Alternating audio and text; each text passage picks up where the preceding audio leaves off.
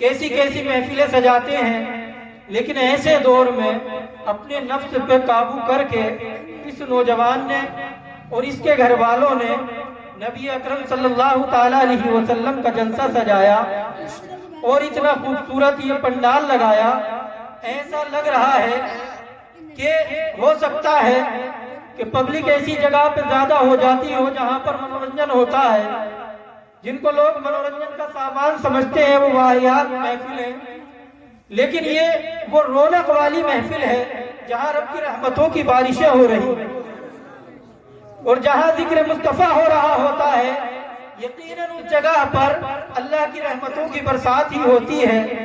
جتنی دیر آپ بیٹھیں گے اتنی دیر تک نامہ اعمال میں نیکیاں ہی نیکیاں، جتنی دیر تک رہیں گے اللہ رب العزت کی رضا حاصل کریں گے، اللہ کے محبوب صلی اللہ تعالیٰ علیہ وسلم کو راضی کریں گے، اللہ کا ذکر، اللہ کے رسول کی نعت آپ جب تک سنتے رہیں گے تو یقیناً مسلمانوں جب آپ یہاں سے جائیں گے تو سکون کی نیند بھی آئے گی، اور انشاءاللہ عز و جل آپ دیکھیں گے بروز قیامت یہی وہ ذکر کی محفلیں ہیں جو لگے گا کہ دنیا میں اگر ہم اور جیتے تو اور اللہ کا ذکر کر لیتے اور رسول اللہ کی نعت پڑھ لیتے تو اللہ رب العزت ہمیں زندہ کر دے اور ہم جب تک دنیا میں رہے اسی طرح سے ذکر اللہ کرتے رہیں۔ سبحان اللہ، سبحان اللہ۔ یہ چیزوں کی قدر تب پتہ چلتی ہے جب ہمارے سامنے نہیں ہوتی ہے۔ بہرحال تو یہ شادی کا موقع ہے، یہ خوبصورت محفل سجائی، میں دل سے مبارکباد دیتا ہوں ایک بار پھر اہل خانہ کو کہ انہوں نے اتنے لوگوں کے لیے ایک ایسا سامان اکٹھا کیا کہ اتنے لوگ اپنے دامن میں نیکیاں لے کر کے جائیں گے، تو صرف یہی لوگ نہیں بلکہ جتنے لوگوں کو نیکیاں ملیں گی ان سب کی نیکیاں ملنے کا ثواب بھی اہل خانہ کو ملے گا۔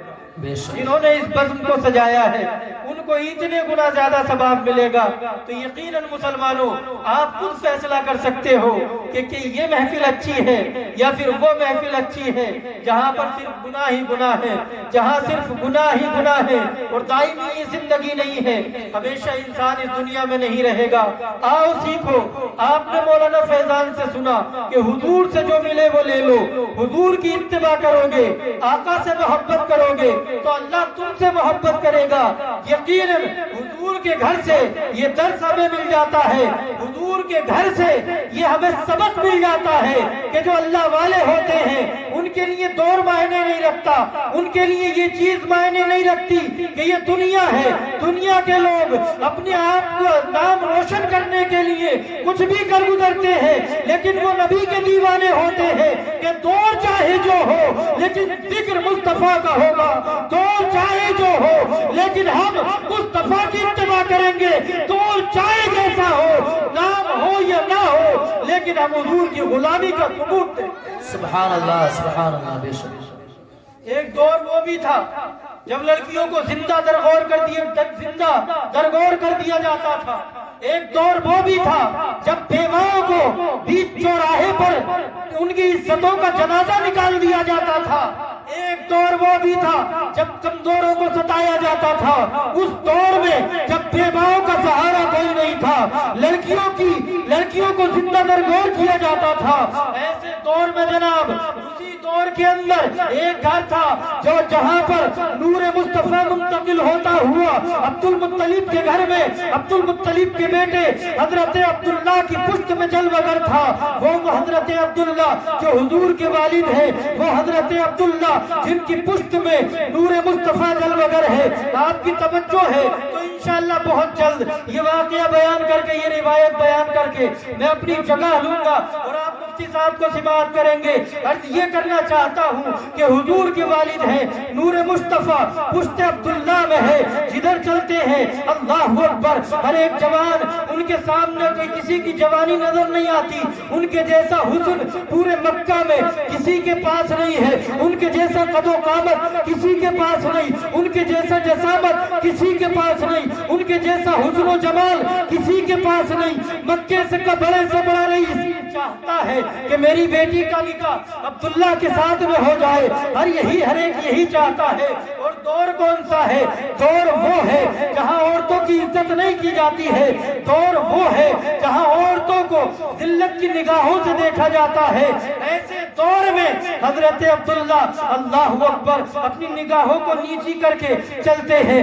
ऐसे दौर में जब लड़कियां फरेश्ता हैं, नौजवान लड़कियां चाहती हैं कि मेरा निकाह अब्दुल्ला के साथ में हो जाए, मेरा निकाह इस नौजवान के साथ में हो जाए, किसी भी शर्त पर मैं इनकी बीवी बन जाऊं। हजरात, ऐसा माहौल है, ऐसा वक्त है, वहां पर जनाबे वाला बहुत से नियोते आते हैं, बहुत सी गुजारिशें आती हैं हजरत अब्दुल मुत्तलिब के पास में कि अपने बेटे का निकाह फुला खातून के साथ में कर लो, इतने ऊंट मिलेंगे, इतनी बकरियों के रेबड़ मिल जाएंगे, इतनी जायदाद मिल जाएगी, इतनी प्रॉपर्टी मिल जाएगी।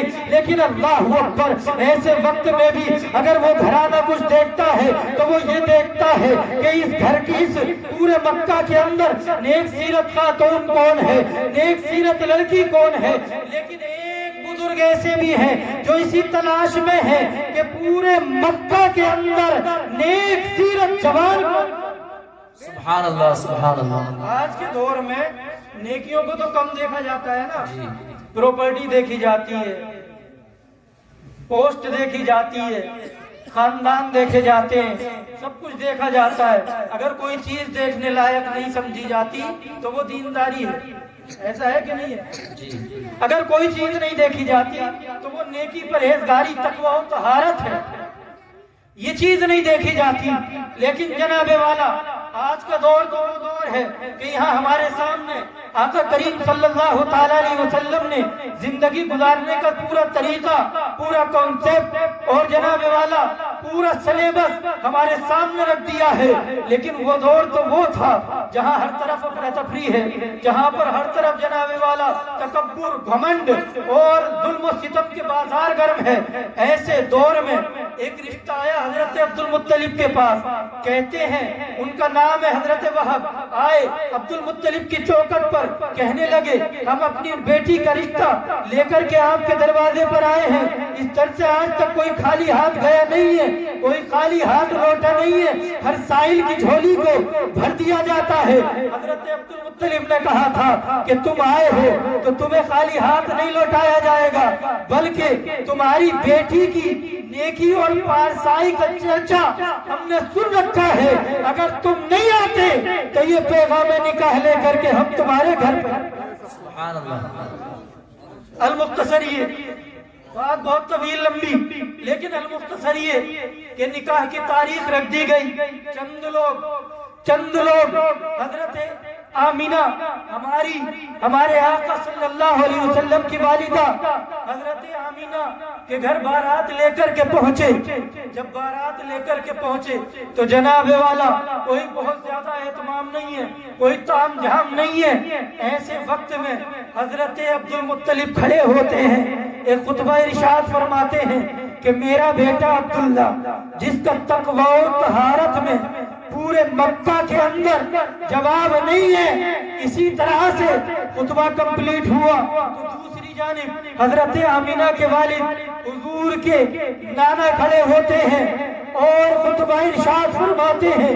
उस खुतबे में ये भी लफ्ज है, कहते हैं कि अगर तुम्हारे बेटे अब्दुल्ला का पूरे मक्का में तकवा और तहारत का जवाब नहीं है तो मेरी बेटी आमीना का भी इफ्फत और जनाबे वाला मेरी बेटी का भी पर्दे में, तकवा और तहारत में पूरे मक्का के अंदर कोई खातून ऐसी नहीं जो मेरे आमीना के मुकाबले। तो ये दो नौजवान है उस दौर में, ऐसे वक्त में जहाँ पर जनाबे वाला शराब नोशी, मक्कारी, अय्यारी, अय्याशी, बदकिरदारी, बदकलामी, सब कुछ बुराइयां उस मुआशरे के अंदर मौजूद हैं।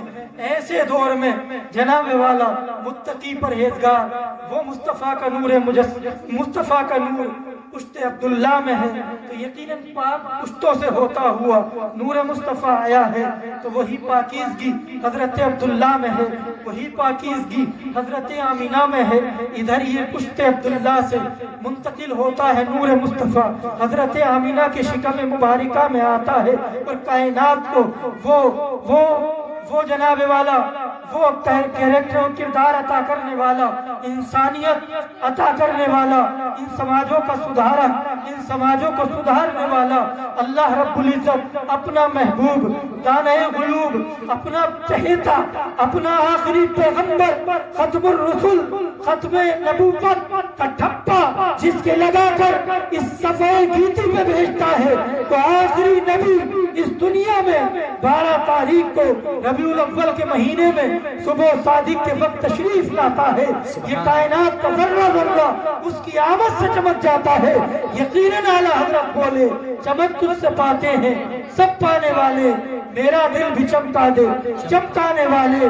صبح طیبہ میں ہوئی بڑھتا ہے بارہ نور کا، صدقہ لینے نور کا آیا ہے تارا نور کا، میں گدا تو بادشاہ بھر دے پیالہ نور کا، نور دن دونا تیرا دے ڈال صدقہ نور کا، اے رضائی احمد نوری کا فیض نور ہے، ہو گئی میری غزل پڑھ کر قصیدہ نور کا۔